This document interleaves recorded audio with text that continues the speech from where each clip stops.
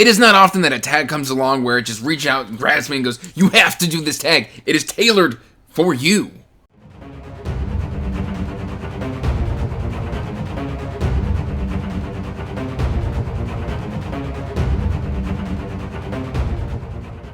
Hey everyone, welcome back to Andrew's Wizardly Reads, and as always guys, I am Andrew, and today we are doing the Indie Fantasy Reader tag that was created by Covers with Cassidy, and I was tagged by my good friend Dominish by Dominish Books.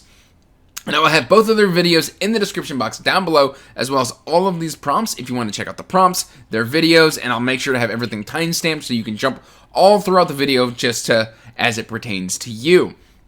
Now, before we get into this, please do me a favor and like this video and subscribe to the channel, as it does help the channel grow. And if you don't subscribe, I have it on good authority that Tori from Tori Talks won't let me read her new book, Bloodstones, for like 3 months after it comes out, just to punish me. So, yeah, please do me a favor and subscribe to the channel. And then, of course, I've got all my silly links to the newly rebranded Wizardly...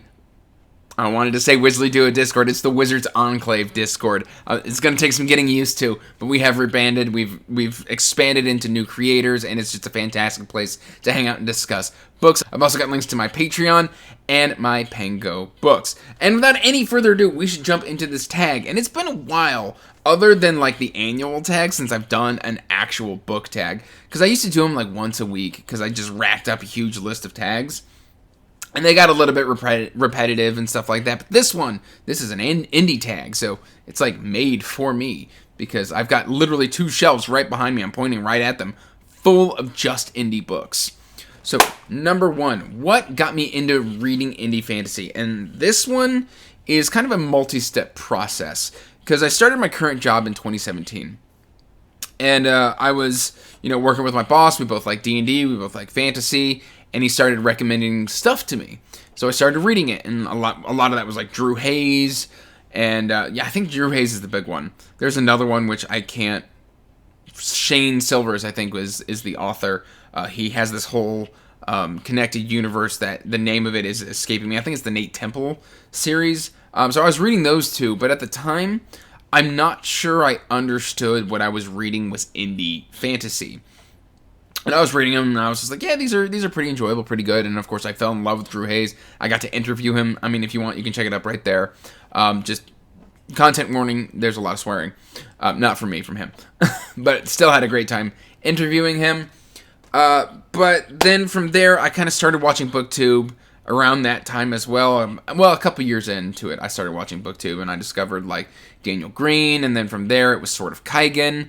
And so I was like, oh, this is really good. And then it wasn't until a little bit later that, like, I heard the term indie, and then it kind of clicked that this was a thing. And then I kind of jumped into Zach Argyle's Threadlight series, and that's when I was like, okay, indie is a thing, and it's a thing that I love. So that's kind of how I got into reading indie fantasy. Now, number 2. What is my favorite thing about indie fantasy? And I think I just like the untethered creativity and also just the speed in which we can get books. A determined indie author can put out a whole trilogy in a year. Not easily, like they still have to write it, they have to edit it, they have to get the cover work, but it feels like there's less red tape and less kind of waiting to see how something's going to perform, instead of them just giving the readers kind of this story to explore. And I really, really love that. I also love just being able to sit down and connect with an author, because, indie doesn't have the huge marketing campaigns and the publishing houses behind them.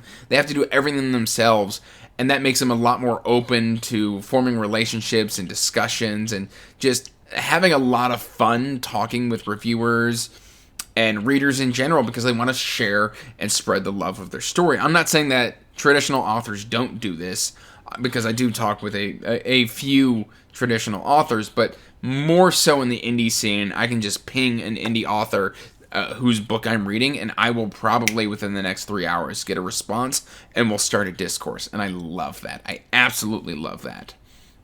Now, number 3, what is my favorite indie fantasy book and / series? That's unfair. To give you an example, I've read 40-ish, I think around 40 to 45 indie books just this year. So I've been doing this for 3 years, and I can't pick a favorite. I can pick a current favorite. Because I could talk about Trudy Sky's The 13th Hour. I could talk about M.L. Spencer's Dragon Mage. But right now, what immediately came to mind was No Port in a Storm by Cal Black. This is book 2 in Legends and Legacies. This is kind of a Louisiana Gaslamp style of story. It tackles PTSD, healthy relationships, a gentle, slow romance, tons of action, just guilt, survivor's guilt. All of that is just kind of wrapped up into this. And overall, it was just an awesome reading experience. So I loved this one. So it's going to have to be the No Port in a Storm as my current favorite, not as my all-time favorite, just because I don't think I can choose an all-time favorite. So that was number 3, which means it's time for number 4. And that is what is a high-priority indie fantasy on my TBR. Pretty much all of them.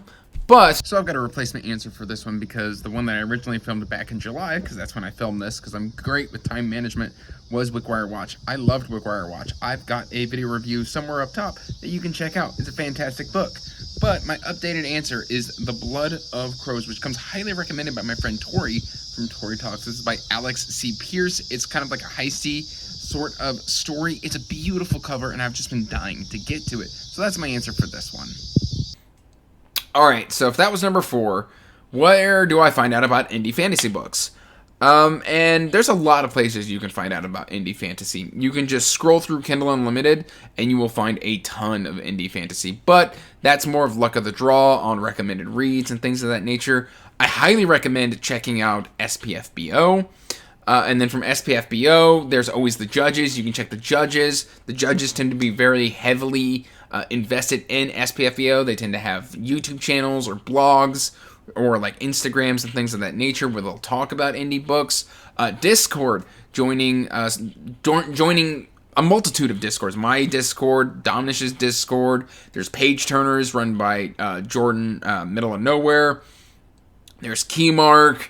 There's, Indie Accords. There's a whole bunch of very dedicated servers to just indie fantasy. So really, or you could just ask me, and I'll point you in at least somebody whose tastes might fit yours. But there's a ton of places you can go to check out indie fantasy. But SPFBO is a good one because, especially if you do the finalists, it's been going 9 years, so that's 90 books for you to check out for just the finalists. And then, of course, in 9 years, I believe there's 30 semifinalists, which means that if you're just interested in semifinalists, 9 times 3 is 270 books that you can check out that are probably going to be decent reads for you. So that is a good answer right there. And of course, that is run by Mark Lawrence, so you can check out Mark's website, and I think he's got it all just cataloged. Let's see, number 6. What is a book I'd recommend to somebody who's just started reading indie fantasy? Well, I mentioned him a little earlier. That is Zach Argyle's Voice of War. This is highly accessible fantasy. It's easy to digest. It's got very complex and deep characters. It's got an interesting magic system, and these are breakneck short books. They fly. They are very fast-paced, so I think these are incredible. This is an incredible starting point to start indie fantasy. All right, and this is another unfair one. What's my favorite indie fantasy cover? And the one that immediately popped to mind was this, and I believe this is a Felix Ortiz. Felix Ortiz is one of my favorite cover artists. This is, of course, The Bleeding Stone by Joseph John Lee, and this is Spellslingers and Gunslingers. This is one I really want to get to. I'm going to immersion read this one. I don't have the audiobook yet, but I am getting the audiobook because I believe it was done by R.C. Bailey, or R.J. Bailey. R.J., I think I've forgotten how to pronounce your name. Anyway, I'll put it right there, and if I got it right, then pat on the back. If I got it wrong, then just smack myself a little bit, which I just did, and for your entertainment. So yes, there we go. That one right there, it's a gorgeous, gorgeous cover, and I just got the second book, and it is just as pretty. All right, number 8. Do I approach indie reading / reviewing differently? A little, yes, but not much. Essentially, I don't like trashing books unless I get really heated.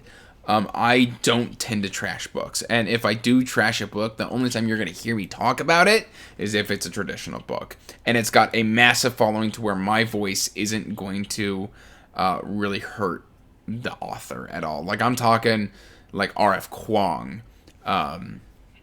type of deal. Like, I have issues with R.F. Kuang, or if I have issues with, like, Joe Abercrombie, like, stuff like that. Like, I will talk and critique those books, and I will very vocally voice my opinions on those. But an indie book, you know, indie already struggles as it is to find audiences, because like I said earlier, indie does all the work themselves. So if you ask me one-on-one, I will be very candid about how I felt about a specific fantasy book, but if it's lower than 3 stars, I'm just not going to talk about it. But if it's higher than 3 stars, I'll tell you about like how I liked it. If it's 4 stars, I will be very vocal about how I liked it, and if it's 5 stars, I won't shut up. But typically 2 stars and under, I'll just put down the book and go on and read something else. And hopefully somebody else can find that book and pick it up and love it. Now, I know that there is value in constructive critique as well. Sometimes because I do everything just what's off the top of my head, that's not super constructive, because I don't set out bullet points when I do my reviews and stuff like that. It's just word vomit about what's rattling around in my brain and how I felt.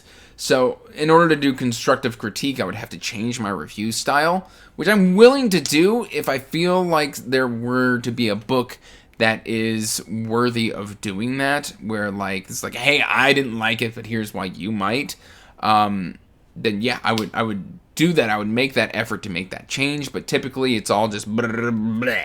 So that's kind of my review style. Blah, blah. That's the style if you wanted to know about Andrew's Wizardly Reads. Number 9, what is an upcoming fantasy release I'm looking forward to? Well, I mentioned it at the beginning of the video. That is Tori Talks, or Victoria Tekken, author of Phased. She has a book called Bloodstones, I believe releasing sometime in late 2023, and I really, really want to get my hands on this book. From the people who I know who have seen eyes on it, they say it is incredibly good, and so I am just nail-biting, waiting to get my hands on it. So that is one that I am definitely looking forward to. Alright, what indie author would I choose to write my story? I've got dark moments in my story, if we're talking about my life, and I've got bright moments in my story. And so the person who immediately came to mind was John Palladino, author of the Trials of Ashmount. He can do just candid and dark really, really well. And I know I'm very happy-go-lucky and stuff like that. And, you know, most of my stuff I just let roll off of me.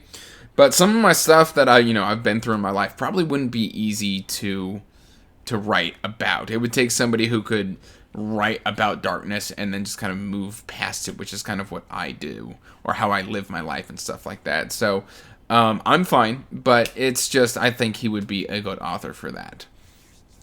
All right, and then we've got one more prompt and then to tag some people. So what is an indie fantasy that more people need to read?